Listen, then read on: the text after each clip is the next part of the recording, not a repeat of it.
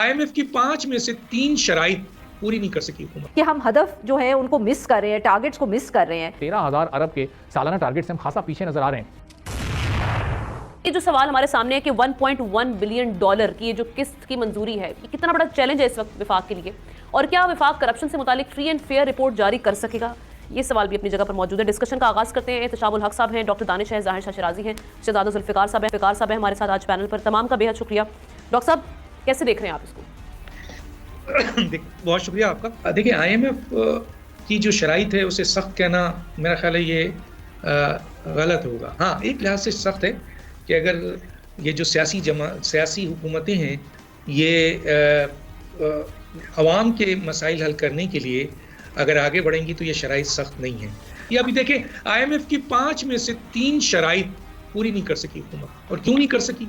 यही वजूहत थी कि ये जो हुकूमत है, ये जो इत्तेहादी हुकूमत है, और इसमें बैठे हुए पार्लियामेंट में और हुकूमत में जो लोग हैं, इन्हीं से तो टैक्स लेना है, और ये टैक्स देने को तैयार नहीं है। मसलन अभी मैंने पहले भी जिक्र किया था कि माली साल 2024-2025 में 190 अरब रुपए की कमी देखने को आई है, और जबकि इनका जो तखमीना था वो 3.632 ट्रिलियन रुपए थे, और इन्होंने हासिल किया 3.440 ट्रिलियन। अच्छा, सूबे की कैश के हालात देख लें, जिनमें सबसे ज़्यादा पंजाब है जो 51.7209 NFC के तहत ले जाता है, लेकिन देने में कुछ भी नहीं है। ना ज़राअत पे टैक्स करता है, ना प्रॉपर्टी पे टैक्स लगाता है। सारा मरकज़ का 51.7% हड़प कर जाता है। अभी 160 से ज़्यादा बिलियन जो आपके रुपए की कमी जो है वो आपने देखा है कि जी इसमें कैश की सूरत में आई। जो इनका दूसरा टारगेट था, महसूलात की वसूली का अदब भी पूरा नहीं किया, और सूबे में जो नक़द कैश की वसूली थी वो भी पूरा नहीं किया। तवानाई के शोबे की इस्लाहात में नाकामी नजर आ रही है, जिसमें सर्कुलर डेट में कम करना, कीमत की वसूली को बेहतर करना। अब मुख्तसर समय ये बोलना जरूर चाहूंगा कि IMF आपकी दुश्मन नजर नहीं आती है। IMF कहती है कि जी आपकी मुआशी हालत बेहतर नजर आए, वो अलग छोड़ दे जो इंटरनेशनल एजेंडा, मैं उसमें नहीं जाना चाहता, लेकिन वो ये कहती है कि आपसे हम उनसे पैसा ले रहे हैं, $7 बिलियन पैकेज है आपका, तो वो $7 बिलियन पे 1.1 हम आपको देंगे, लेकिन आप हमें देंगे कहां से? आप नहीं दे पा रहे हैं। आपकी 5 में से 3 आपकी शॉर्ट है, मजीद आप मांग रहे हैं। अच्छा, जिन चीजों पे आप हमसे राय लें, हम आपको कहते हैं कि आप टैक्स नेट बनाएं, आप बनाते नहीं है। आप डॉक्यूमेंटेशन करें, आप करते नहीं है। आप ज़राअत की आमदनी पर आप जो है वो टैक्स लगाएं, लगाते नहीं है। आप अशराफिया पे टैक्स लगाएं, आप लगाते नहीं है। आप सेल्स टैक्स पे टैक्स लगाएं, आप बढ़ाते नहीं है। आप प्रॉपर्टी पे टैक्स लगाएं, आप बढ़ाते नहीं है। ट्रेडिंग और सर्विसेज सेक्टर पे टैक्स लगाएं, बढ़ाते नहीं है। और जब तवानाई में चोरी हो रही है और आप उस चोरी को पकड़ नहीं पा रहे हैं, और तवानाई का इजाफा हो रहा है, मसलन जो पैसे सर्कुलर डेट बढ़ रहा है, तो फिर जाहिर है वो कहेंगे ना कि आप नर्क पूरे करें। जी अली हसनैन साहब, सर आप किस तरह देख रहे हैं? एक तरफ हुकूमत के दावे भी हैं, फिर हमें IMF के बारे में के हवाले से जब भी कोई रिपोर्ट लोकल मीडिया पे छपती है तो जिसको कहते हैं ना, it doesn't seem to be all that hopeful, क्योंकि बहुत ज़्यादा जिक्र होता है कि हम हदफ जो है उनको मिस कर रहे हैं, टारगेट्स को मिस कर रहे हैं। Can the two things move together कि एक तरफ इकोनॉमी बेहतर भी हो रही है, मगर हम IMF का प्रोग्राम जो है उसको मुकम्मल करने में भी कुछ नाकाम नजर आ रहे हैं? जी बिस्मिल्लाह, बहुत शुक्रिया। मेरे ख्याल में पहली बात तो ये है कि जब हम ये सोचते हैं कि क्या इकोनॉमी बेहतर हो रही है कि नहीं, तो हमारा कोई कंसेंसस होना चाहिए कि हम किन इंडिकेटर्स को, किन आउटकम्स को हम देख रहे हैं।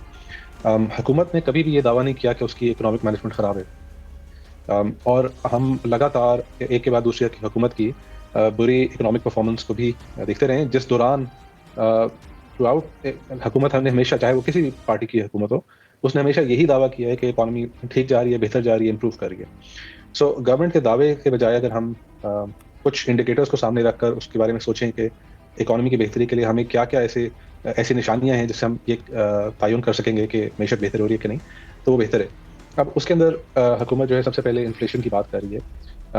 इन्फ्लेशन का कम होना अगर बेहतरी की तरफ निशानदेही कर रहा है, तो हुकूमत को ये भी सोचना चाहिए कि जो पिछले सालों के अंदर टारगेट्स मीट नहीं हुए, उसका डायग्नोसिस होना चाहिए कि वो क्या वजूहात थी कि हम इन्फ्लेशन को टारगेट पे अचीव नहीं कर सके। अब इस साल 2-3 फैक्टर्स हैं, 2-3 इश्यूज हैं जिसकी वजह से इन्फ्लेशन हमें कम नज़र आ रही है। एक तो इन जनरल बेस इफेक्ट कहा जाता है कि जब आपकी महंगाई पहले ही बहुत लेवल पर हो, तो महंगाई की शरह जो है वो तब्दीली के अक्कासी करता है कि इस साल कितनी ज़्यादा महंगाई है पिछले साल से। जब पिछले साल की कीमतें जितनी ज़्यादा होंगी, उतना फ़ीसद टर्म्स में, परसेंट टर्म्स के अंदर इस साल की इन्फ्लेशन की टेंडेंसी होगी कम होने की। तो एक तो इसकी वजह ये है। दूसरी बड़ी वजह इसकी इंटरनेशनल प्राइसेज़ हैं। ऑयल प्राइसेज़ जो हैं वो पहले से पूरी आलमी मंडी के अंदर पहले से रिड्यूस हुई थी, और क्योंकि हमारा एक बहुत बड़ा जो अखराजात का हिस्सा है वो सही। ऑयल प्राइसेस, एनर्जी होता है, तो उसकी वजह से। और तीसरी जो चीज़ है जिसकी वजह से शायद इफेक्ट आ रहा है वो है हमारी ज़राअत के अंदर जो क्राइसिस आया हुआ है कि ज़राई प्रोड्यूस जो है वो बिक नहीं रहा, उसकी वजह से जो ज़राई मार्केट्स में ठीक। जो कीमतें गिरी हुई हैं वो उसका ये है। तो ये शॉर्टफॉल सामने आ रहे हैं, या उसमें एक और महीना भी आप ऐड कर लें तो 13,000 अरब के सालाना टारगेट से हम खासा पीछे नजर आ रहे हैं। अब ये किस तरह से ओवरकम हो सकेगा, ये कितना बड़ा चैलेंज होगा हुकूमत के लिए? मेरा ख्याल है ये शॉर्टफॉल इस नतीजे से हो रहा है कि ये जो टारगेट थे बड़े एम्बिशियस थे और इसके पीछे बैक पे कोई चीज़ नहीं थी। जिन चीज़ों पे ये टारगेट रखे गए थे, जैसे रिटेलर्स के टैक्स पे रखा गया था या एक्सपोर्टर्स के टैक्स पे रखा गया था, मेरा ख्याल है इन्होंने टोटल ग्रॉस मिसकैलकुलेशन की थी और कोशिश इनकी यही थी कि किसी भी तरीके से वो टैक्सेस आ जाएं। अब ये अगर आप देखेंगे तो इस बजट के अंदर जो टारगेट सेट किए गए थे उसकी बेसिस पिछले साल की हमारी लिखी हुई reforms and resource mobilization commission की रिपोर्ट थी, इंटरिम रिपोर्ट, और उसमें हमने अगर एक चीज का टारगेट बनाया हुआ था जो खुद हमने नेगोशिएट किए थे, जैसे रिटेलर टैक्स पे तो 270 अरब था। अब जैसे ही इन्होंने इसको मॉडिफाई किया और ताजिर दोस्त स्कीम वगैरह ले आए तो वो 10 अरब भी नहीं आ सका। तो ये फर्क थे कि जो पॉलिसी लोग जानते हैं, जिनको टैक्स की फर्स्ट हैंड नॉलेज होती है और वो अपनी टारगेट सेटिंग करते हैं, और वो लोग जो कि बहुत अच्छे होंगे, इकोनॉमिस्ट भी होंगे, पॉलिसी मेकर भी होंगे, बैंकर भी होंगे, मगर अगर ऑन द हैंड और अगर जनरलाइज टैक्स का एक्सपोजर नहीं होता तो वो नहीं कर सकते। अब जैसे एक्सपोर्ट है, एक्सपोर्ट में 250 से 300 अरब अगर आप देखेंगे तो मेरा ख्याल है वो आना आराम से लाजिम था, मगर बिकॉज ऑफ द फैक्ट कि जिस तरीके से ये एक्सपोर्टर अभी चल नहीं रहा था, इसलिए ये मुश्किल हो गया इनके लिए ये पेमेंट लाना। इन्फ्लेशन तीसरी तरफ से आपका कम हो गया। इन्फ्लेशन इसलिए कम हुआ आपका कि जी लास्ट ईयर जो आपकी करेंसी थी वो आपने 130 रुपए डिवैल्यू की, यानी मीनिंग इन्फ्लेशन उसका 26% जो इन्फ्लेशन था वो सिर्फ करेंसी की डिवैल्यूएशन पे हुआ था। सही।